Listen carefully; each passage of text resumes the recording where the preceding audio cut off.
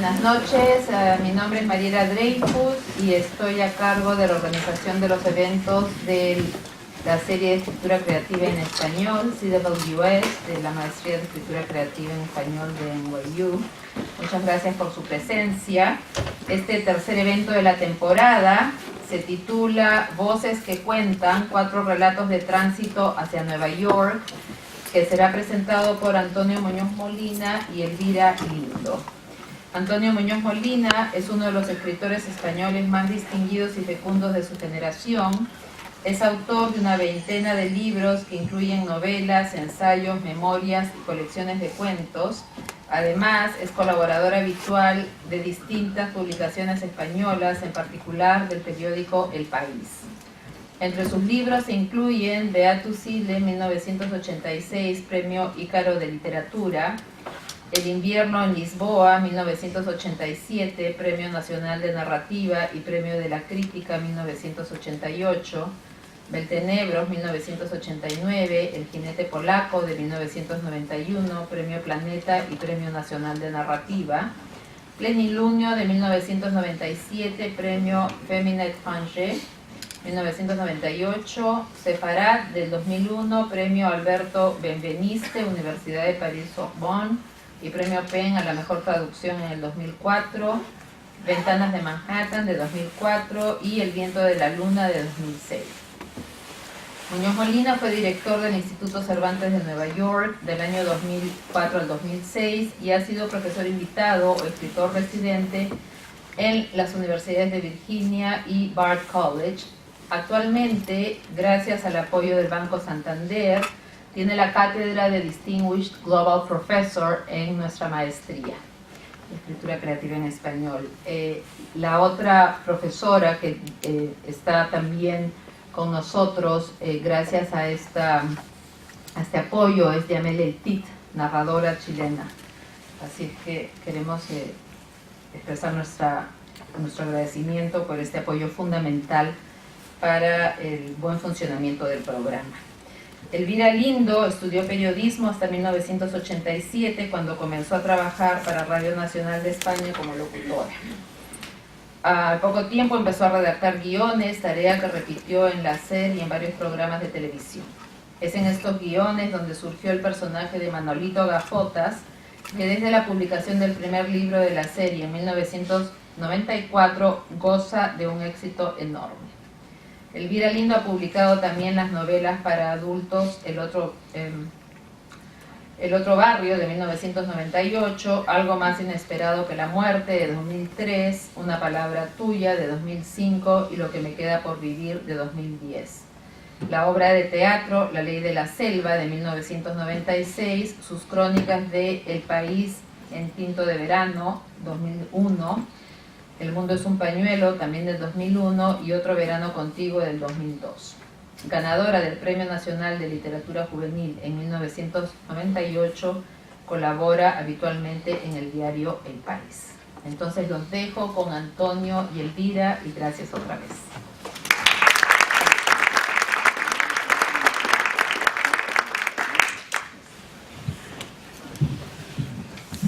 Muchas gracias, Mariela.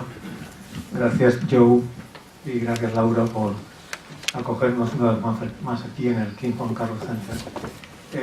Entre las responsabilidades que me correspondían como profesor del programa de escritura creativa de NYU, que está bastante bien representado aquí esta tarde, era la organización de un acto público relacionado con la escritura y con las materias que estábamos tocando, enseñando en nuestro curso.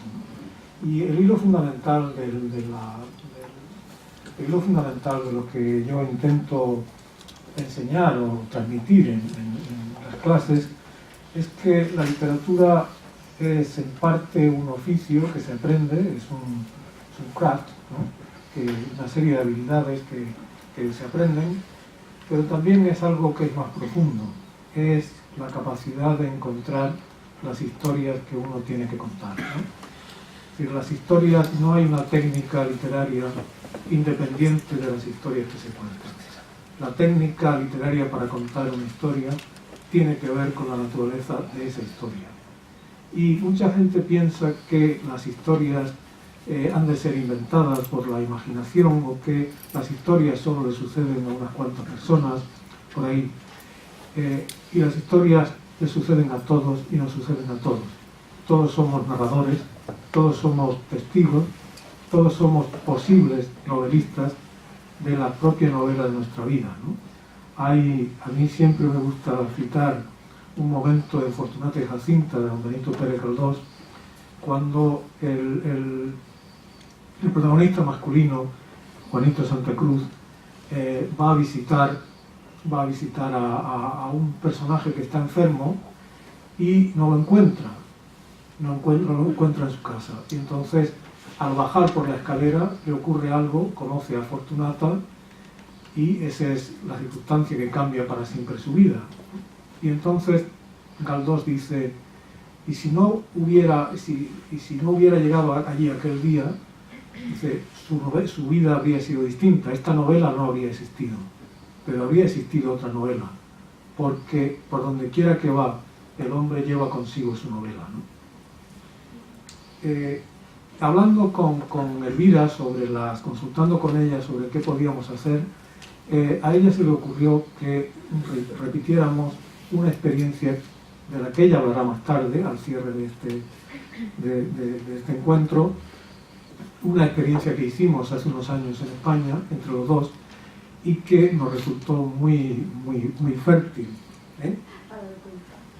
Sí, por eso sí, si no estoy diciendo nada.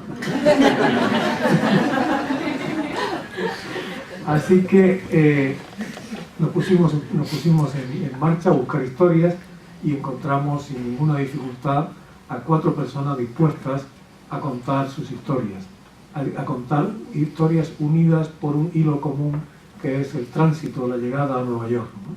Podíamos haber elegido muchas otras, encontramos estas. Y entonces tenemos, de izquierda a derecha, tenemos a Visila Mococo, que es española, guineana, de Valencia, de Nueva York, y que es secretaria general, ¿verdad? Directora ejecutiva de la US Spanish Chamber of Commerce. Tenemos a Rubiela Ruiz, que entre sus muchas habilidades tiene la de limpiar estupendamente nuestra casa y ayudarnos a vivir en nuestra casa. There is also our friend Jim White, who is the third one, the only one who will be speaking in English, who is a broker, is a real estate broker who came here in the late 70s, in 1979, and you'll hear his story, because it's an extraordinary story.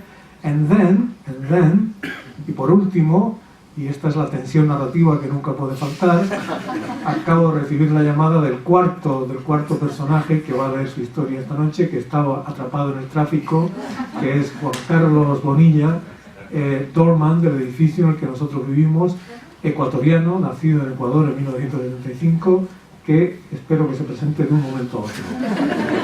Yo digo que siempre los estudiantes saben que tiene que haber una tensión narrativa. El Juan Carlos inopinadamente nos la está proporcionando. No quiero luego que mis palabras sean las finales, porque al fin y al cabo Antonio y yo no estamos aquí como protagonistas esta noche, sino para presentar estos 4 personajes estupendos, ¿no? Y enseguida comprenderán por qué, porque los 4 tienen una gran personalidad.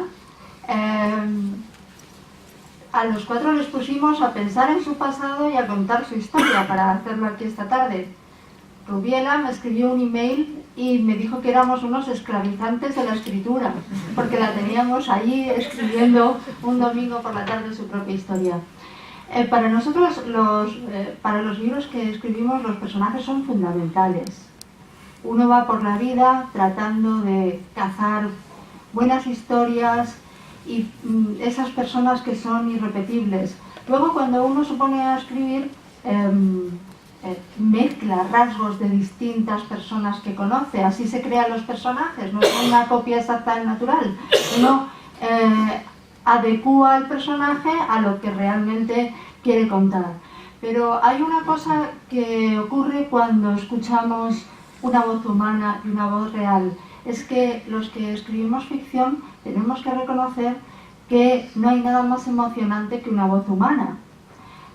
Como aquí habrá muchos profesores de literatura, ustedes dirán, bueno, entonces, ¿para qué sirve la literatura? Pues la literatura yo creo que sirve, entre otras cosas, cuando cogemos un libro, para que prestemos oído, para que pongamos oído a lo que otras personas quieren contar, porque no es algo que hagamos habitualmente. Hoy vamos a estar callados y vamos a escuchar lo que ellos cuentan.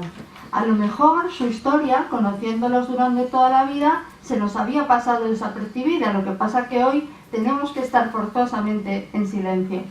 Hace unos años, por eso yo le he cortado a Antonio, porque iba a...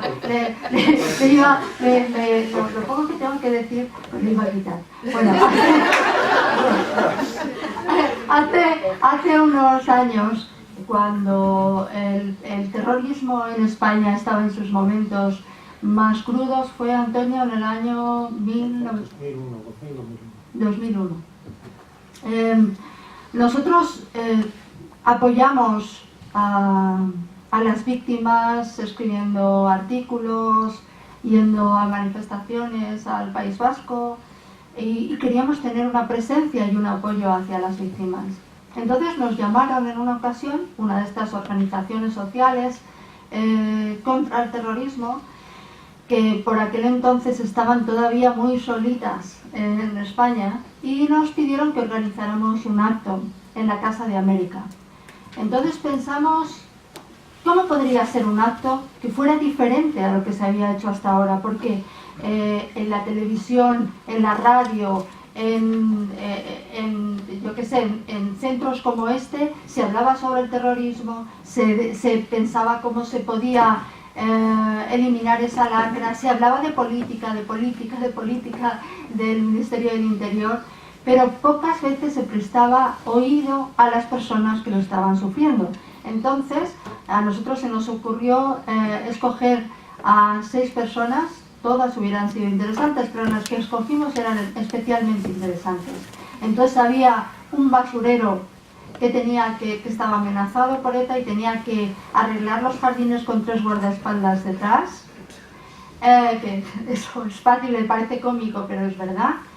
Una mujer que había perdido a su marido. El marido había muerto a manos de un niño al que su marido salvó cuando era pequeño. Le iba a atropellar un camión y el marido se tiró a la carretera para salvar a ese niño que cuando se hizo mayor mató a su marido. Un hombre que cuando era pequeño e iba de la mano con su padre, le dispararon a su padre un tiro a bocajarro. Así eran las historias. Entonces, nosotros les ayudamos a contar su historia. Antonio se reunió con 3 y yo hablé con otros 3 y lo que hicimos fue transcribir todo lo que ellos nos contaban hasta construir un relato con sus propias palabras.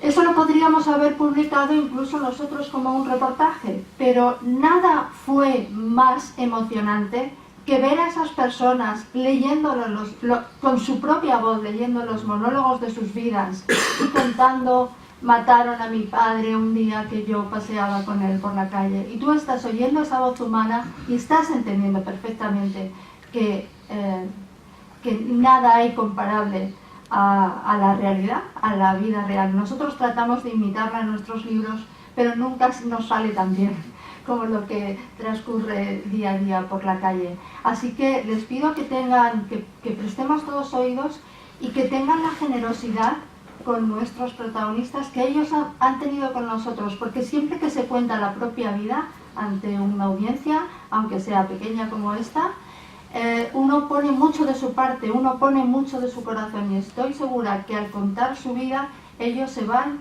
a emocionar o van a sentir muchas cosas, como cuando uno se sienta como hacemos nosotros cada vez que nos ponemos delante de la pantalla en blanco. Así que muchas gracias, y muchas gracias, Antonio, porque trabajar a tus órdenes siempre es un placer.